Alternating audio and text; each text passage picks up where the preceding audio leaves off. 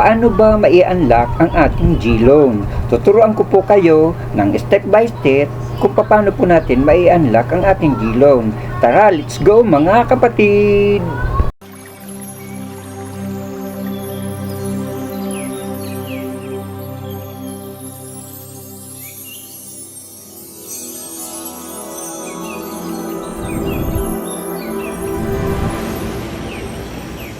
Isang mapagpalang hapon po sa atin lahat, mga kapwa ko Bicolanong Uragon. Welcome to my YouTube channel, Ricky Uragon Vlog. For today's video, tayo nga po pala ay gagawa ng isang video about nga po sa GCash. Kung paano po natin ma-unlock ang ating pong GCash. So tara, let's go mga kapatid. Tuturuan ko po kayo ng step by step. Let's go! Paano natin mai-unlock ang inyong G-Loan o ang ating G-Loan? Alam nyo naman, ang G-Loan ay isa sa tatlong offer ni GCash. Ngayon, kapag i-click nyo ang inyong G-Loan sa inyong GCash ay ganito ang lumalabas. Ibig sabihin, hindi pa available sa inyo ang inyong G-Loan.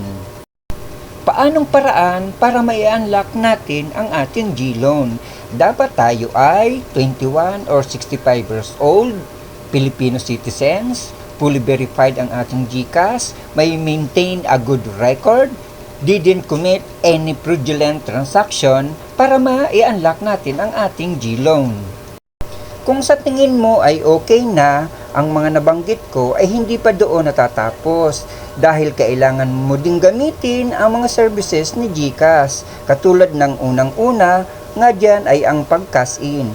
Marami naman tayong paraan para makapag-cash in sa ating GCash.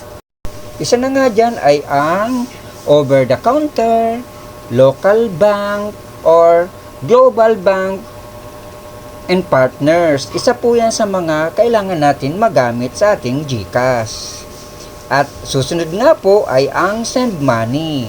Isa nga po dyan sa nagpataas sa aking G-score ay ang send money.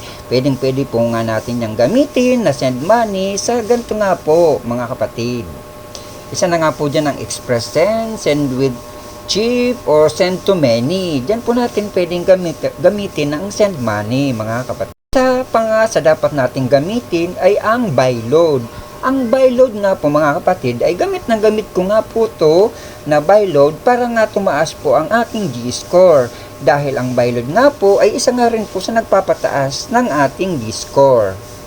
Ganon din po mga kapatid, isa rin po sa dapat nating magamit sa mga services ni GCash para nga po ma-unlock natin ang ating G-Loan or magkaroon nga po tayo ng G-score na mataas. Ito nga pong pay bills. Itong pay bills po, madalas ko po itong nagagamit katulad po ng pagbabayad ko nga po ng wifi at pagbabayad ko nga po ng aking mga home credit.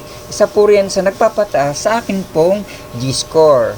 At ayan nga po mga kapatid, nakikita niyo po ang aking G-score ay mataas na nga rin po. Kaya sa doon nga rin po sa mga naghihintay na para ma-unlock ang ating G-Loan, maghintay lang po tayo ng message ni GCash dahil siya naman po ay magte-text sa atin.